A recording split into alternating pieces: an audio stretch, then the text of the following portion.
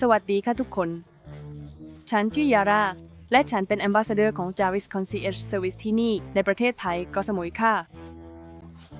ฉันมีประสบการณ์มากกว่า 8 ปีในด้านการบริหารโรงแรม และร้านอาหารรวมถึงงานขายด้วยค่ะ ฉันรู้สึกดีใจมากที่ได้เป็นส่วนหนึ่งของทีม Jarvis Concierge เพราะพวกเขาช่วยให้ผู้คนพัฒนาวิธีการจัดการบ้าน และการลงทุนของตัวเองให้ดีขึ้นค่ะ เป้าหมายของฉันคือการให้ความรู้กับผู้คน และอธิบายให้พวกเขาเข้าใจว่าเทคโนโลยีที่ล้ำสมัยของ Jarvis Concierge Service สามารถช่วยให้พวกเขาพัฒนาการจัดการอสังหาริมทรัพย์ของตัวเองได้อย่างไรค่ะถ้าคุณสนใจที่จะเพิ่มรายได้จากอสังหาริมทรัพย์ของคุณ และต้องการยกระดับความพึงพอใจของแขกผู้เข้าพักมาร่วมเป็นส่วนหนึ่งของชุมชน Jarvis และมาร่วมกันสร้างอนาคตไปด้วยกันนะคะ